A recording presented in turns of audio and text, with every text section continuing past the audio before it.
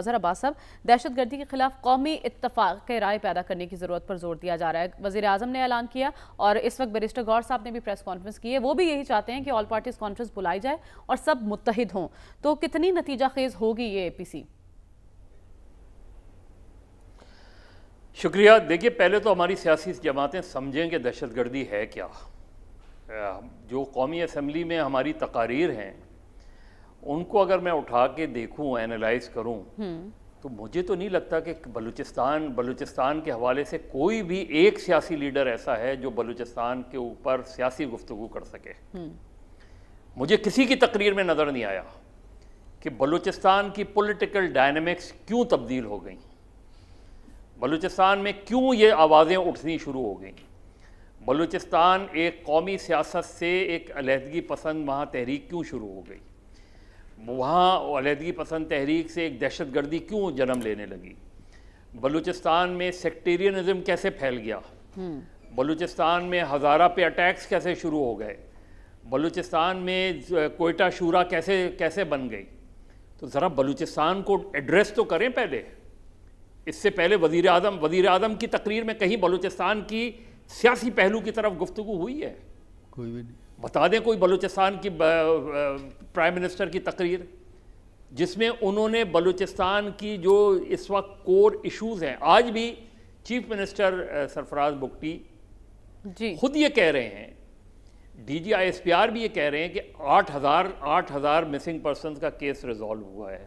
اس کا مطلب ہے 8,000 مسنگ پرسنز تو تھے اور 2,600 کے قریب ایسے لوگ ہیں جو حل طلب ہے۔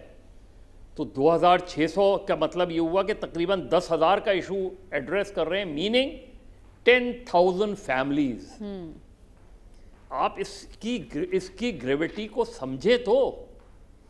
ہمارے یہاں تو پولیٹیکل آپ بلا لیں اے پی سی، سوائے میڈیا گلیمرائزیشن کے اور کیا ہوگا اس کے اندر؟ کچھ بھی نہیں ہوگا۔ تو پھر کیسے آگے بڑھنا ہے مظہر صاحب؟ حل تو تلاش کرنا ہے نا، آگے بڑھنے کی ضرورت ہے، کیسے بڑھنا ہے؟ حل کا طریقہ یہ ہے کہ جو نان وائلنس پولیٹیکل گروپس ہیں بلوچستان سے، ان سے تو گفتگو کا آغاز کریں۔ آپ مجھے بتائیں کہ آپ اختر مینگل کی گریونسز کیا ہیں، آپ بتائیں ثنا بلوچ کی گریونسز کیا ہیں، آپ بتائیں کہ ڈاکٹر مالک کیا سوچ رہے ہیں، آپ بتائیں مولانا ہدایت الرحمان کیا سوچ رہے ہیں۔ آپ گفتگو کس سے کر رہے ہیں؟ آپ مہرنگ بلوچ سے گفتگو کریں۔ مہرنگ بلوچ سے آپ کو اختلاف ہو سکتا ہے، لیکن مہرنگ بلوچ وائلنٹ تو نہیں ہے نا۔ اس کے ساتھ کیوں بلوچستان کا سارا یوتھ اس کے ساتھ جڑ گیا ہے؟ ان چیزوں کو جب تک آپ سوچیں گے نہیں تو آپ افغانستان سے کبھی آپ کی دوستی ہوتی ہے۔ ابھی آپ ڈان میں وہ جو آتا ہے 50 ایئرز بیک، آپ پچھلے 3 دن کا وہ پڑھ لیں، آپ کو اندازہ ہو جائے گا کہ یہ ایشو کب سے ہے۔ نیشنل عوامی پارٹی پر جب آپ نے پابندی لگائی، بلوچستان کی اسمبلی کو ڈیزالو کر دیا آپ نے، بلوچستان میں آپریشن شروع کر دیا۔ سرفراز بگٹی صاحب کئی بار ایسی پریس کانفرنس کر چکے ہیں جہاں جو پہاڑوں میں لوگ چلے گئے تھے وہ واپس آئے ہیں، ہتھیار پھینکے ہیں، قومی دھارے میں شامل ہوئے ہیں، تو ایسی کوششیں کہیں نہ کہیں تو ہوتی رہی ہیں نا۔ آپ نے دیکھیے آپ بلوچستان میں الیکشن کس طرح ہوئے، ویسے تو آپ پورے ملک کی بھی بات کر لیں، لیکن چلیں بلوچستان کو آپ لے لیں، آپ پوچھ لیں نا جو ان کے اپنے کوئلیشن ہیں ان سے پوچھ لیں بلوچستان میں الیکشن کیسے ہوئے ہیں، کوئلیشن پارٹنرز۔ آپ سب سے پہلے اگر بلوچستان پہ دیکھیں، دہشت گردی ایک وسیع سبجیکٹ ہے۔ کے پی کی دہشت گردی کی ڈائنامکس بالکل مختلف ہیں، بلوچستان کی دہشت گردی کی ڈائنامکس بالکل مختلف ہیں، اور جب دہشت گردی کے ساتھ پولیٹیکل جو وہ اسٹیبلش ہو جاتا ہے تو وہ اور ڈیفیکلٹ ہو جاتی ہے سچویشن اس میں۔ تو پہلے کوئی بھی اے پی سی یا ان سے بلانے سے پہلے سب سے پہلے وزیر اعظم بلوچستان کی سیاسی سوچ رکھنے والے لوگ، بلوچستان کے اندر جو پولیٹیکل گروپس ہیں، سب سے پہلے تو ان کو بلا کے گفتگو کریں، ان سے گفتگو کریں، اس کے بعد آپ دوسروں کو جوڑیں۔ آپ کو ہر صورت میں اگر اس کو دیکھنا پڑے گا، ایک کینوس ہے اوور آل ٹیررزم۔ دیکھیے 9/11 کے بعد دنیا میں ٹیررزم ختم نہیں ہوا، دنیا میں ٹیررزم بڑھا ہے، دنیا میں ٹیررزم کی جگہ ایکسٹریمزم بڑھا ہے، دنیا میں اور زیادہ گروپس بن گئے ہیں۔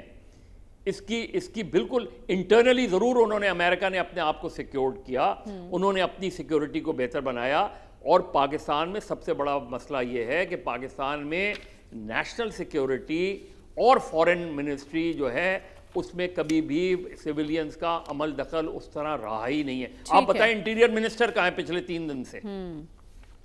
کہیں وزیر داخلہ آپ کو نظر آئے؟ پارلیمنٹ میں آپ بلوچستان پہ ڈسکس کر رہے ہیں اور انٹیریئر منسٹر نہیں ہے. وزیر اعظم بلوچستان جا رہے ہیں اور انٹیریئر منسٹر نہیں ہے. وہ کدھر ہیں؟ ٹھیک ہے، انہیں تو پالیسی سٹیٹمنٹ دینا چاہیے. تو جب تک آپ اس کو نان سیریس لیں گے چیزیں بگڑتی چلی جائیں گی. ٹھیک ہے، تو آپ کہہ رہے ہیں کہ اسپیشلی بلوچستان میں ہمیں پولیٹیکلی اس سارے معاملے کو دیکھنا ہوگا اور پھر آگے بڑھنا ہوگا. مظہر عباس صاحب، ان کا کہنا ہے کہ افغانستان میں دہشت گردوں کو سپیس مل رہی ہے، ہمارے پاس ثبوت موجود ہیں، ہم ثبوت فراہم بھی کرتے ہیں، لیکن آگے سے تعاون نہیں کیا جاتا ہمارے ساتھ. تو اس کے لیے ہمیں کرنا کیا ہوگا اب؟ دیکھیے 2 باتیں ہیں. ایک بات جو سلمان صاحب نے کی بلوچستان کے سیاسی مسائل کی طرف، تو میں تو یہی کہہ رہا ہوں نا کہ پاکستان میں جب پولیٹیکل لیڈرشپ چاہے بلوچستان کی ہو، پولیٹیکل لیڈرشپ فیل ہوگی تو معاملہ پھر کس کے ہاتھ میں چلا جائے گا. اور بلوچستان میں آپ نے عطا اللہ مینگل کی گورنمنٹ کی بات کی. عطا اللہ مینگل کی گورنمنٹ کو کس نے ڈیزالو کیا؟ نیشنل عوامی پارٹی پر پابندی کس نے لگائی؟ اس پابندی کی وجہ سے آپ کی قومی سیاست جو ہے وہ قوم پرست سیاست میں تبدیل ہو گئی. اور جب آپ نے قوم پرست سیاست میں ہینڈ پک پولیٹیشنز کو لانا شروع کیا، اپنے ہینڈ پک رولرز کو لانا شروع کیا، تو اس کے نتیجے میں چیزیں جو ہے یہ سردار جتنے ہیں سب irrelevant ہو گئے اور وہ نوجوانوں کے ہاتھ میں آ گئی. تو اس چیز کو سمجھنے کی ضرورت ہے. یہ جو چیزیں ہیں نا کہ آپ یہ بتائیں کہ بلوچستان عوامی پارٹی کیسے بن گئی؟ اس وقت ثناء اللہ زہری کی حکومت کس نے ختم کی؟ کیا ایسی ختم ہو گئی؟ مسلم لیگ ایسی ہی ختم ہو گئی وہاں. اس کے بعد سینٹ کے چیئرمین کے الیکشن میں کس نے حاصل بدنجو کو ہروایا؟ ایسے ہی ہار گیا حاصل بدنجو. پھر یہ جو صادق سنجرانی اور XYZ آپ نے جو بات کی، یہ ہینڈ پکڈ لوگ ہیں. جب ہینڈ پکڈ لوگ آج کدھر ہیں یہ سارے لوگ؟ مظہر صاحب، یہ تو اندرونی سیاست کی بات ہوگی نا، بیرونی محاذ پر ہمیں اب کیا کرنے کی ضرورت ہے، اس پر روشنی ڈالیے. بیرونی محاذ پہ جس طرح ڈاکٹر صاحب نے بات کی، آپ نے اتنا بڑا بریک تھرو تھا جب آپ نے کلبھوشن کو پکڑا. اور کلبھوشن کو پکڑنے کے بعد آپ بتائیں کہ کلبھوشن کے ایشو پہ انٹرنیشنلی آپ نے کیا کیا، اور انٹرنیشنلی آپ کو وہ سپورٹ کیوں نہیں ملی؟ کیوں آپ کے لیے آپ ہر ایشو پہ، کشمیر کے ایشو پہ آپ کا اتنا بڑا مقدمہ ہے، اس مقدمے کے آپ اتنے خراب وکیل کیوں ثابت ہوئے؟ کیوں کشمیر کے مسئلے پر آپ کی بات کی کوئی سنوائی نہیں ہے؟ ایون اسلامی کنٹریز میں، ایون عرب کنٹریز میں آپ کو کیا سپورٹ ملتی ہے؟ اس لیے جب آپ ایکسٹرنل معاملات سے آپ صرف اس صورت میں اپنے آپ کو بچا سکتے ہیں جب آپ انٹرنلی اسٹرانگ ہو، انٹرنلی اکنامکلی اسٹرانگ ہو، انٹرنلی پولیٹیکلی اسٹرانگ ہو. یہ جو کہا جاتا ہے نا کہ پولیٹیکل اسٹیبلٹی جو ہے وہ تو کئی دہائیوں سے ہے، تو کیا اکنامک پولیٹیکل اسٹیبلٹی انسٹیبلٹی کا ایک واقعہ جو ہے وہ آپ کو اکنامکلی پیچھے لے جاتا ہے. آج آپ دیکھیں نا کہ اتنا بڑا واقعہ جو ہوا ہے اور اس طرح کے جو واقعات خیبر پختونخوا اس میں ہو رہے ہیں، تو اس کا مطلب ہے آپ نے شمالی وزیرستان میں آپریشن کیا، آپ نے جنوبی وزیرستان میں آپریشن کیا، آپ نے جو ہے سوات میں آپریشن کیا. اس کے باوجود بھی یہ لوگ جو ہیں یہ کیوں ایک دم آ جاتے ہیں؟ اس لیے کہ آپ نے کور ایشو کو ایڈریس نہیں کیا، اور وہ تھا انتہا پسندی. انتہا پسندی کے آگے آپ کی ریاست نے کمپلیٹ سرنڈر کیا ہوا ہے. آپ کی حکومتوں میں اتنی جرت ہی نہیں ہے کہ وہ انتہا پسندی کی سیاست کو ڈیفائن کر سکیں. تو جب آپ ایسے ماحول میں پھنسیں گے تو آپ کبھی بھی چیزوں کو ریزالو نہیں کر سکتے.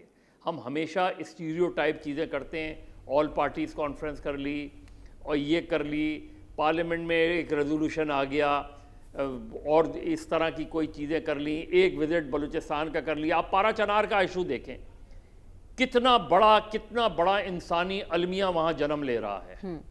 آپ بتائیں کہ ریاست کہاں ہے؟ پارا چنار میں. ہمیں ان چیزوں کا ادراک ہی نہیں ہے. جب آپ کو چیزوں کا ادراک نہیں ہوگا تو آپ کبھی بھی مسئلے کا حل نہیں تلاش کر سکیں گے. ٹھیک ہے. اور اسی لیے چیزیں کمپلیکیٹ ہوتی چل رہی. ہمیں آپ جیسے یہ انڈین میڈیا ہے, انڈین میڈیا کا کاؤنٹر کیا تھا کہ آپ اپنے مین اسٹریم میڈیا کو اسٹرانگ بناتے ہیں. ٹھیک ہے. آپ اپنے مین اسٹریم میڈیا کو انڈیپینڈنٹ میڈیا بناتے ہیں. آپ اس میں جب آپ نہیں بنائیں گے تو پھر ڈس انفارمیشن پھیلے گی. ٹھیک ہے. تو آپ کہہ رہے ہیں بیرونی محاذ سے زیادہ اندرونی محاذ پر کام کرنے کی ضرورت ہے, ہمیں آپسی اختلافات اور انتشار کو ختم کرنے کی ضرورت ہے. لیکن